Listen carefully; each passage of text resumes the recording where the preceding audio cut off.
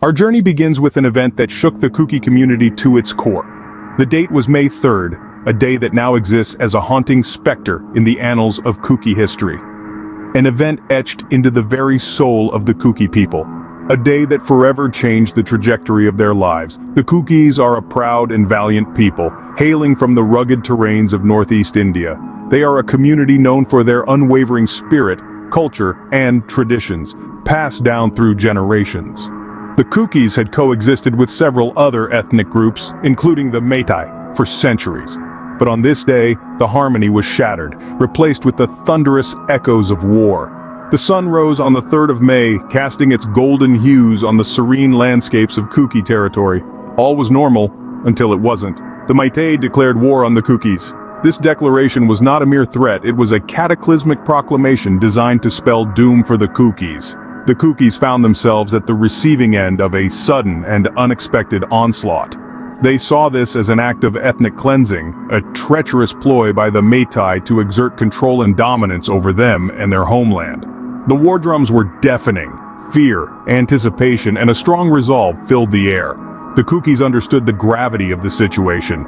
This wasn't just a territorial dispute, it was a threat, a fight for survival, for their rightful place in their own land. It was more than just land or resources at stake, it was their history, their culture, their identity. The war was not only a fight for power or control, but it was a battle for the very essence of the Kuki identity. It was a clash of wills, a test of tenacity, a fight for their very existence. This wasn't just a battle for land, it was a battle for power, for control, for the very essence of their identity. In the lead-up to this declaration, a myriad of Meitei organizations, including the prominently influential Arambai, began to wield their power in unexpected ways, imposing a series of campaigns that focused against the tribal rights of indigenous communities. This was an unprecedented move, marking a shift in their traditional activities and objectives. One of the entities at the forefront of these anti-tribal rights movements was Arambai. They began a forceful and concerted effort to lay claim to two significant geographical landmarks, Mount Kubru and Mount Thangding. These mountains, scenic and steeped in rich history, have been the ancestral home of the Kuki people for centuries, living in harmony with the land and preserving its natural beauty. However, these claims were more than just a territorial dispute. They were part of a larger plan to undermine the Kuki people.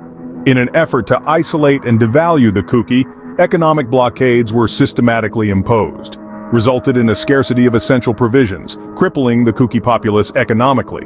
Adding fuel to the fire, a torrent of anti-Kuki propaganda began to proliferate throughout the region. This propaganda, vicious and unrelenting, spread like an uncontrollable wildfire, infecting minds and influencing perceptions. It painted the Kuki in a negative light, further driving a wedge between the Meitei and the Kuki. This was not an isolated incident, but rather part of a larger, more concerted effort. Organizations like the Federation of Haumi were created solely for the purpose of spreading this anti-Kuki narrative. Ironically, the Meitei labeled the Kukis as outsiders, yet the Kukis have always considered themselves insiders.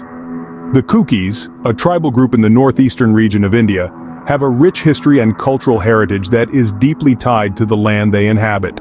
They had been co-residing peacefully with the Meitei, another significant tribal community in the area, for several centuries. Over time, the Meitei began to grow in numbers and power. They started expanding their localities in Imphal, the capital city of the Indian state of Manipur, and its surrounding areas. This expansion wasn't merely a physical one, but also a socio-political one. The Meitei's influence started permeating every aspect of life in the region, creating a sense of otherness among the Kukis, who were now seen as strangers in what they had always considered their home. This sense of alienation was compounded when the Kukis sought to establish their own villages. Aiming to maintain their distinctive cultural practices and traditional customs, they initiated efforts to carve out their own spaces within the region. However, they were met with vehement opposition from Meitei and other dominant groups.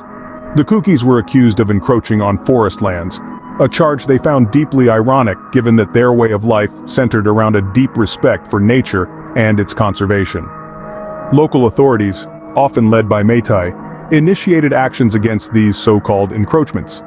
Kuki villages were bulldozed, their homes razed to the ground, leaving them homeless and distraught. Adding to their woes, their rights as tribal people protected by the Indian Constitution were blatantly disregarded. Despite provisions clearly stating the rights and protections accorded to tribal communities, the Kukis found themselves on the receiving end of systemic bias and discrimination. They were denied the right to practice their customs, live on their ancestral lands, and lead lives of dignity and respect. Ironically, the Métis labeled the Kukis as outsiders, yet the Kukis have always considered themselves insiders. The Kukis' struggle for recognition, rights, and respect continues to this day, a silent testament to the deeply entrenched biases and inequalities that pervade societies. Their villages were bulldozed, and their rights as tribal people protected by the Indian Constitution were disregarded. The Métis' pursuit of scheduled tribe status was fueled by a desire to remove the Kuki people. This was no spur-of-the-moment decision, but an endeavor rooted deeply in the complex socio-political dynamics of the region. The Métis, a dominant ethnic group in the region, felt threatened by the rising influence of the Kuki. They believed that gaining scheduled tribe status would afford them significant rights and protections, shifting the balance of power firmly into their favor. The Kuki people, on the other hand, found themselves in an increasingly precarious position. Already a minority, they were ill-equipped to withstand the overwhelming onslaught of the Métis. They were outnumbered and outpowered, their pleas for justice and equality falling on deaf ears. The conflict was marked by an alarming intensity, marked by aggression, resentment, and the fight for survival. The saga took a devastating turn when over 250 Kuki villages were uprooted.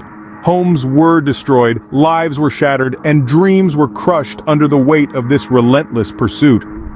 A sense of despair hung heavy in the air as over 70,000 Kuki were rendered homeless, their lives reduced to a mere struggle for existence.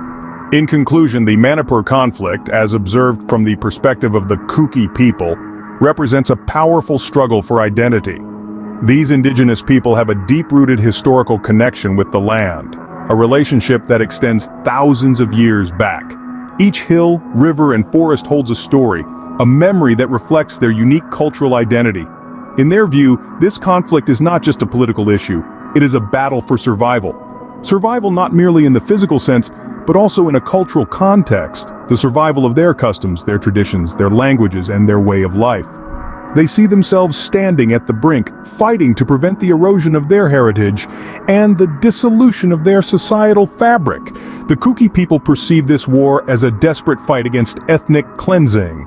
They fiercely oppose the forced evictions, the displacement from their ancestral lands, and the undermining of their right to exist in their homeland.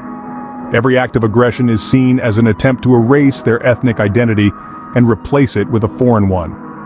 In this conflict, they also see a battle against the violation of their constitutional rights. The Kuki community, like any other citizen, is entitled to live in peace, with dignity and respect. Their demand is simple: recognition of their rights and assurance of their safety. All they ask for is an end to the violence, to the constant fear, and to the daily struggle for survival. They see it as a war against ethnic cleansing, against the forced removal from their homeland, and against the violation of their constitutional rights. Thank you for joining me on this journey. If you found this enlightening, do consider subscribing to the Zalangam Media YouTube channel. I'm Kuki, and until next time, remember, every story has more than one perspective.